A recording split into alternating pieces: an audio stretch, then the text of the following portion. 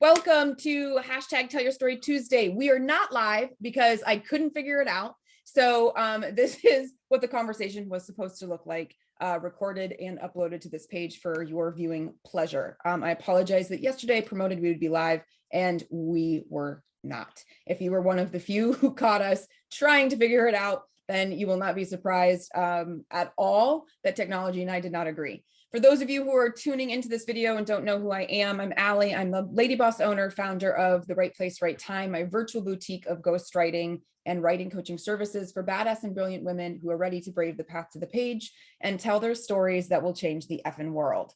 I'm excited that today I have Susan Lynch with me. Susan is a client of mine currently, and she has a forthcoming memoir coming out this October, and she's going to tell us about her book. She's going to tell us about her writing journey. She's going to tell us about what it's like to work with crazy me. And I hope that if you are watching and you are an aspiring writer, an aspiring memoirist, a woman with a story to tell, that you feel empowered to do so in hearing about Susan's journey and Susan's book. So Susan, welcome. Thank you. And thanks for doing this with me. Sorry that I couldn't bring you into the live a few minutes ago. So Susan, let's just start with you telling everybody the name of your book and what your book is about. Yeah, so my book is Life After Kevin, A Mother's Search for Peace and the Golden Retrievers That Led the Way. And it is a memoir. It's due out October 3rd of this year. Yay! It's a memoir, and it chronicles the first 5 years after my son Kevin died from an accidental overdose in 2015. And it's an honest depiction of the struggles that I had with how he died, the shame and stigma that went around it with overdose.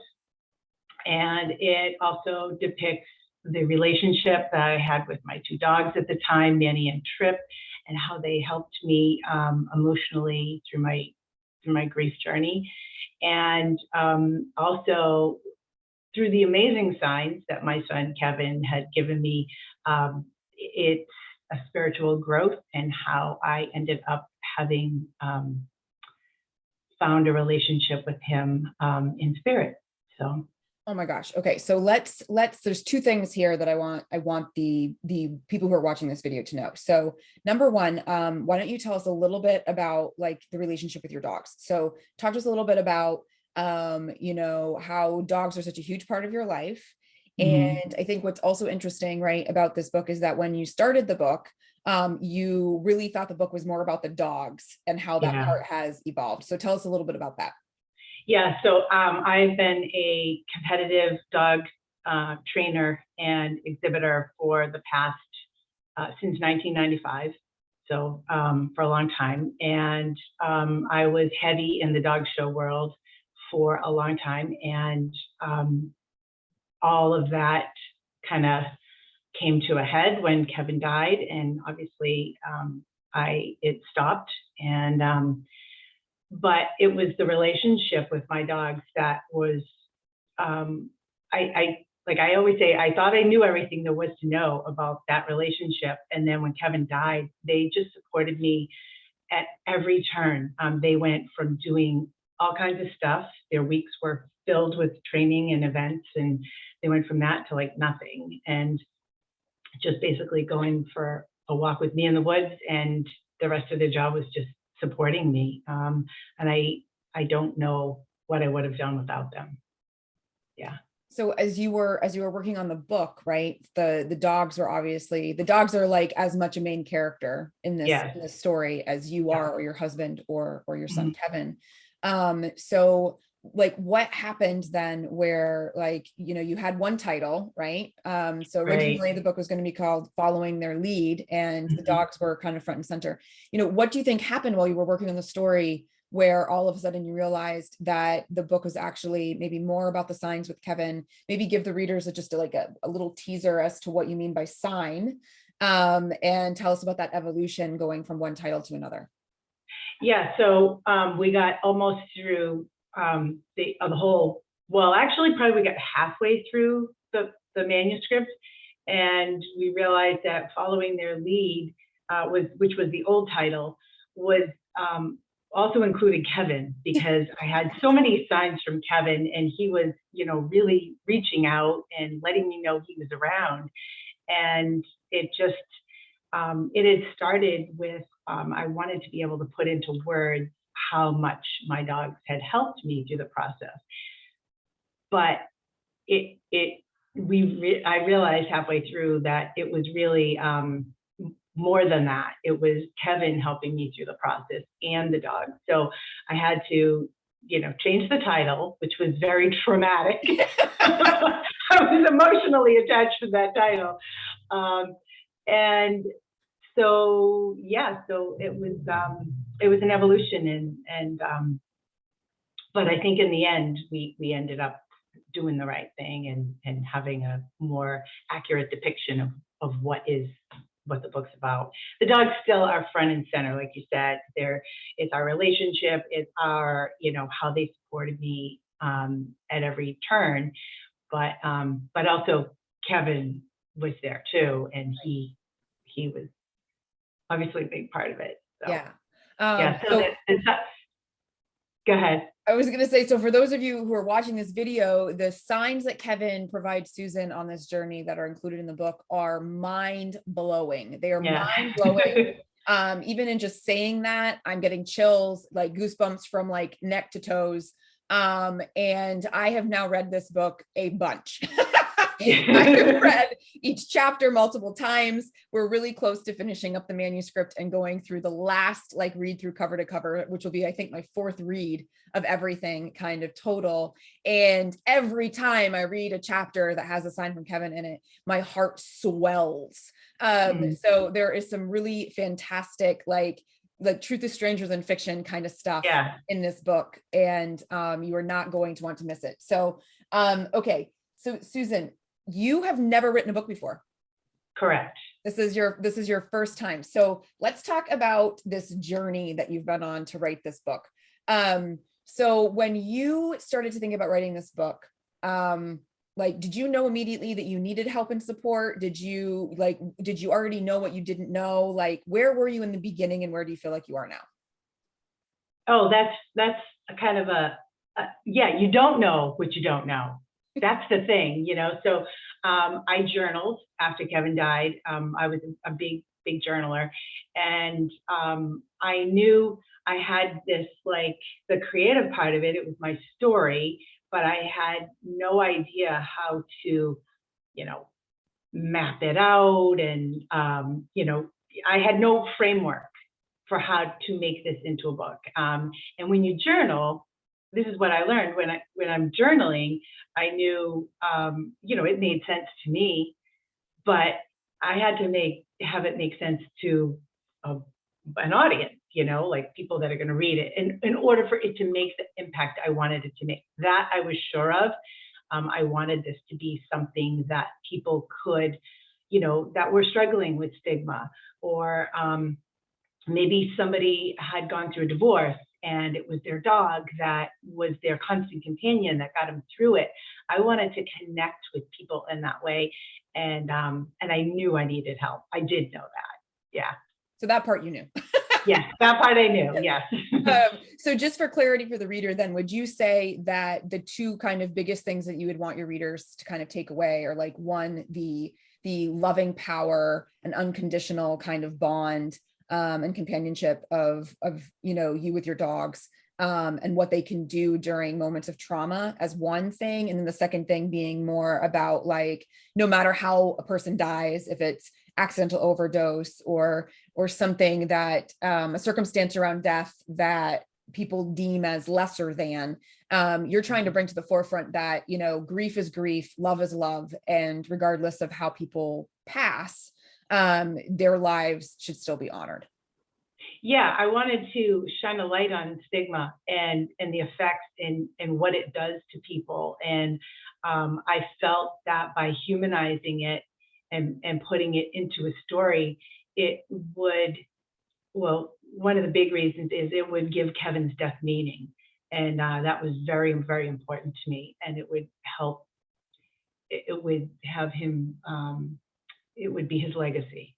Yeah. Oh my gosh. And so this is the other thing that I love about it is like Kevin, I think Kevin was in the writing journey with us, like hinting that the book should be more about him. And so now that Kevin's name is in the title, Yeah, right, like exactly. I just feel like Kevin's like walking around, like kind of spiritually around us, being like, yeah, like this is exactly what the book should be about. Because as you say in the book, I'm kind of a big deal, right? That comes up in the book where something that Kevin had written at one point was, I'm kind of a big deal. And this is the humorous, joyful, kind-hearted person that Kevin was, that is clearly illustrated in this book. And so he is also like a main character in this story, even though he has passed. And so I think that it's a beautiful honoring of his spirit, and it's a beautiful capture, and like he is going to live on through the words in this book, which is important for you, but it's also, I think, important to the people who are reading it, because they are going to think similarly about their own loved ones, that the loved ones who have passed, don't just leave them, they're always there to some extent. So what's been the most exciting part about writing your book? I think it's the idea that it can help somebody else. I get to be able to connect with somebody through grief, and to give hope, and then to be able to connect with them through dogs, through that relationship. I mean, those are my two passions, and things I can't stop talking about. So just the thought of it being able to help somebody helps me. It helps me. So that makes me excited. Okay, what's been the least exciting? What's been like the thing that's been challenging or hard, or just like, oh, like this is like the worst part of the process? Definitely the title. The title was a bear. To be able to get in like two little snippets, what all of that is about, was really challenging. Yeah, it was really challenging. Yeah, titling is very, very difficult. I think when I wrote Dear Universe, I Get It Now, that part was easy. The subtitle, which you could probably relate to, right? Like the subtitle was the thing that I went over and over and over and over again. And I think it was similar with your book. It was like when it was following their lead, that part was known, but but it was still the subtitle that was the challenge. And then when that changed to Life After Kevin, that part seemed really clear. But then again, it was the subtitle. It was like, how do you get the whole promise and essence of a book into something that's short enough that it works on a cover, it works to say out loud and have it roll off your tongue. And definitely titling is not something that we often think about when we're like, oh, I'm going to write a book. Right. We think about the broad story. It's the reader's first glance at it. It's their first piece of information. Right. So it's got to work. It is. It's so important. So what about, so you've never written a book, and we have now been working on this. You've been working on it longer than I have, but you and I started to work on this together in January of 2021, right? Yes. Yeah. It's been over a year. It's been a year. And, and we're heading into now however many months, right? Because the book doesn't come out until October. So what would you say are like 1 to 3 things that you've learned about writing a book along the way? I learned that dialogue is really important and really can bring a scene to life. I never really thought about it before, but it's like, when you're describing a scene, and you're getting like the little nuances and the details of the room, you're describing it. But when you hear, like, it's like another sensory thing, and when you hear, you read what the character is saying, and you get a better, it's like if you opened up a pop-up book, it's like, wow, and it just gives you so much more. So and I learned how to do it. So that was a big thing that I learned. I didn't really realize. And I think something about myself, I think I learned, which was I can do something really hard. This was really a big, challenging thing. I didn't know how to do it, and almost done. It is. So yeah, and I'm really, really proud of that. I've never done anything so big in my, half a century of life, or It's a a, little more. yeah, writing a book is a huge undertaking. And I'm going to connect it back to something you said before, which was like you had been a journaler, but you Yeah, quickly learned that like journaling was very different very than different. writing a book, right? It's Because great. It's a journaling good is, idea. It's a yeah, good idea, and it was good to do, and it was good to get my thoughts out. And I'm so glad I had those journals to go back to when I was writing this book, because it's 5 years, and you're heavy in grief, but those were almost like my notes. So, but it's very different. It was very different. that brings up a really great point. So for those people watching the video who are thinking about writing memoir, if you've kept photos and artifacts from the period of time that you are working on memoir, or yeah, that are going to be about the memoir, then it becomes your research. It becomes Right. that you go back to verify the details, verify Yep. the dates, verify the colors, verify the space, the mental and emotional space that you were in, because maybe you noted it in a journal, or you wrote down on a piece of paper, or you clipped out an article that was relevant Right. at the time, Yep. maybe you kept a keepsake box, like I think about like if I was to ever write about my miscarriage, for example, I created this whole box after I lost my second child, with their name engraved on the top of the box, and any piece that I had from like the however many weeks that I was carrying.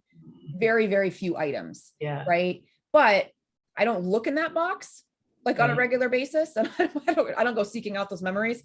But if I was to sit down and try to create an essay out of that or whatever, I'd Right. probably go back there and say, well, what was I feeling Mhm. in the midst of it all? Because I was Right. journaling and I was leaving Post-it notes for myself, and other people were sending me cards and notes, and there was pictures of like the pregnancy test or whatever. And so all those little parts and pieces end up being really critical to making a scene in a book come fully to life, Right. and to transplant the reader into that Mhm. very moment with you, as if they're experiencing it. And for them, they're experiencing it the first time, and you need to Right. make them feel like they're experiencing the first time, even though you are actually reflecting. Right.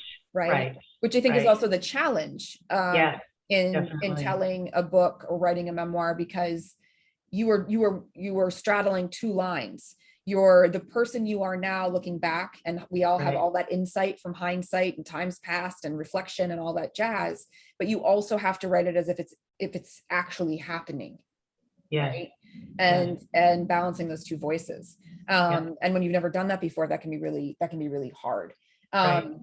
This is not a question that I told you I was going to ask, but do you think that as an avid reader that you kind of, I don't want to say muscle memory, because obviously reading and writing are different, but like in all of the reading you had done, did certain things about writing your own book come more naturally because you have consumed so many other people's books?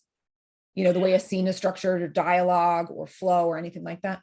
Yeah. Yeah. Especially when I read a line that that just really resonates with me, and then I might write it down, I might meditate on it, and see what it brings up for me. So yeah, I definitely think that being an avid reader is a benefit. It's Yeah. definitely a plus. Yeah. Um, okay.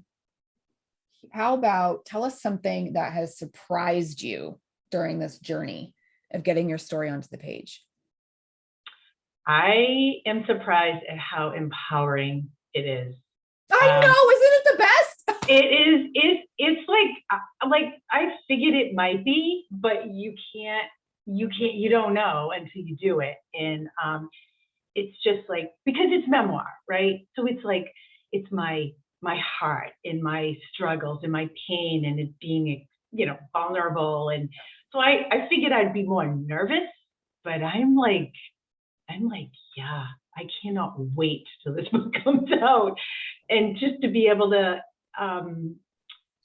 it's just to be able to express myself. And for so long, one of the things that I write about in the book is that people always ask me, how you doing? How you feeling? Like, and it words always failed me. I always felt like I didn't have the right words to say. And it's because I needed to say them in a book. I needed to be able to express all of the nuances and the details and have it all compiled together. And so now I can just say, "We're here. This is how I feel. Here, just read it." Oh my gosh, I love that. I love Yeah. all that so much. I'm so excited for you. I think the thing about memoir that's so empowering, right? Because the thing that I always tell people first is that memoir is not about the happy days. No. Like No. 99.9% of the time, unless it's like a memoir by a comedian, and like they're riffing off of like world, Yeah. idiocracy, that that it's about the hard stuff. It's about adversity. It's about Yeah. challenge. It's about trauma. Most of the memoirs you're going to pick up off the shelf are about the deepest and darkest, corners of a person's existence up until that Right. point. Right. Right. And I think that the reason that it's empowering is because you get a chance to go back and rewrite the narrative, because it sucked when it happened. And it was hard and it was painful and all those things, right? Yeah. But when you have time and distance and you can pull out the silver lining or the bright spot or the gift or, whatever, and you can also recognize like, wait a minute, I survived, I persevered, I came to a new place. I'm not going to say other side, but new place where I feel whole again, where I actually stand with my pain at the same time and still feel joy, which I think if you can stand in pain and joy at the same time, like you are a badass, like hands down. And I think that is the power of memoir as the memoirist. It's the rewriting the narrative. And in rewriting the narrative, you're not the victim, right? You're the heroine. Yeah. And I just think that's mind blowing. So last kind of, well, there's two questions. Here's the second to last one. And this is a shameless plug, everybody. Okay. Like this is a shameless plug. But you all knew that this was going to happen at some point in this video. Okay. How have you felt that my role in guiding you through this process has been beneficial? Okay. So this is a let me count the ways kind of answer. I wish I had a flower. I could just pick off the petals.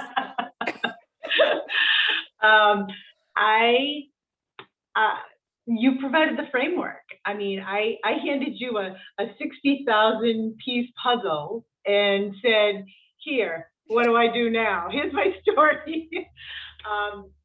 From all the way from, getting my thoughts onto Post-its, putting them on boards, making a story map, getting the timeline. It was all, you broke it down into manageable pieces. You held my hand through the whole thing. I never felt that I couldn't do it because it was very systematic, which I loved. When we got to the writing part, this is my favorite part of what you've done for me. So when I started writing the chapters and I would send them to you in Google Docs, and then I would hear the ding, ding, ding of the Voxer, and I'd be like, "Oh, yay, I got, what's she going to say?" She's like, "Oh, it's ready." And then I would go and check it, and you would have like the comments in the sidebar, and it would be like, "Okay, can you tell me, maybe 3 more details of what you're seeing in the room, or maybe do you remember like what color shirt she had on, or were there any thoughts that you had like to add some inner dialogue?" So every single suggestion you had, and I'd be like, "Oh, okay." And then I would write it, and it would make it instantly better. I mean, the scene would just come to life. And it was just so exciting to see, be able to have you tell me specifically just little details, and I was able to write it. You didn't have to do it for me. And I think that the most super satisfactory thing through this whole process is that I wrote the book. I still wrote the book. Yeah. You made me be able to be a writer. And you, with your direction and your guidance, I was able to write 14 chapters. And then, and then it goes all the way to finding a publisher. So it was start to finish, manageable pieces. You held my hand through the whole thing. You were a cheerleader when I was like dropping F-bombs and like pulling my hair, and I'm like, I can't do this. And you're like, yes, you can. I went through the same thing. And it was just like having, a friend coaching you and being your cheerleader. So, and I don't think this book would have come into the world if I didn't have you helping me. I really don't. I think it would have been something I always wanted to have on my bucket list kind of thing, but just never got to it because it was just too big and I just didn't know how to approach it. So, so you just simplified it and made it manageable, and I was able to tackle it and chip away at it. And I'm super proud of what we created together. Oh my God. Wow. You did the heavy lifting. I was the guide, the Sherpa leading you up the mountain or whatever. You made me look good. And I'm happy to do that. I am thrilled. I am thrilled about this book. I am so honored that I was the person that you trusted to walk on this journey with you. I was just literally saying to my partner last night over dinner, I said, it's like, I feel just as excited as when I was waiting for my own book to arrive on the doorstep as like the first proof. And he was like, really? Because you were really excited about your, he was like reminding me of like how overwhelmed with emotion I was over my own book. And I was like, well, no, I know that it probably can't be exactly the same, but like, it's really up there. They're like really close. It's just been like, it's been such a beautiful journey, especially to like think about where you were in the very beginning when we were just planning the book. And then to see how your own writing has shaped itself, right? Like the more that you wrote, right, the more that I would ask you certain things, the more that like, by the time you got to the end of the book, that first draft, right? Your ending chapters were so much stronger than your beginning chapters because you were anticipating the moves you needed to make without me having to tell you. Like, okay, I'm going to put in details so she doesn't have to ask me what the color is or who said that, or like, you naturally became like stronger and more confident. And then like, even watching you after we had the manuscript done and we were doing revisions, you have a really great editorial eye. And so you were like, hey, should we actually delete this line? Or do you actually think that this is the right word choice? And I was like, oh my gosh, mind blown, right? Because I don't think a year ago when we started, you would have been thinking like that. Right. But by the time we got to like the next draft, you were thinking like a writer, you were thinking like an editor. You've also started to think more like a marketer, right, in this journey, as you've been thinking more about how to promote the book along the way and tease the book. So no, truthfully, it has been the honor and privilege of my career here to work with you on this book. I'm so excited, everybody, that we're going to be turning this manuscript over. Susan's going to be turning this manuscript over. I'll be cheering in the background like I usually do, for March 1st to her press. And they're going to be coming up with cover design mocks here, like in the very near future. And then pre-sale happens in July. Is that right? I think so. Yeah. So I can't wait to see what this final manuscript looks like in a bound book with the cover and Susan's name on it and her picture and all the juicy, wonderful endorsements that I know are going to be on the back. So Susan, the last question here as we wrap up is, where do you want people to follow you? Where should they be reaching out? Like, where do you want them to go and kind of just like have more Susan? Yeah, so you can go to my website, is susan-lynch.com. And you can find out more about me, my past dogs, just my lifestyle. And then I have a Facebook group of that's called Life with Rune. And he is my current dog, and I have chronicled with video and instruction how to socialize and train your puppy from 8 weeks to a year. So so you can find me there. Group is free? Group is free. Yep. Free information. Do they have to have a golden retriever, or does it matter? Nope. Any puppy. And we have, it's a social learning group. So Facebook allows you to keep track of everything. So I have in the guides at the top of the page, everything from 8 to 10 weeks, 10 to 12 weeks, and on of what I did with my own puppy Rune. And this was during the pandemic back in 2020. So yeah, so I started that because I knew people couldn't go to classes and I knew what to do. I had the experience. So I thought I would throw it out there. So that's Perfect. my, yeah. Excellent. Well, I'm going to put your Facebook group and your website into the comments underneath the video once I get it up there on the Facebook page. And hopefully we're going to start seeing people traffic over, check you out. And of course, everyone that watches this video and spends time with it, if anything struck you or you have questions that you want to ask either of us, please put them in the comments and we will be sure to get back to you. Susan, thanks for joining me. It's been great. Thank you. Thank you for having me, Allie.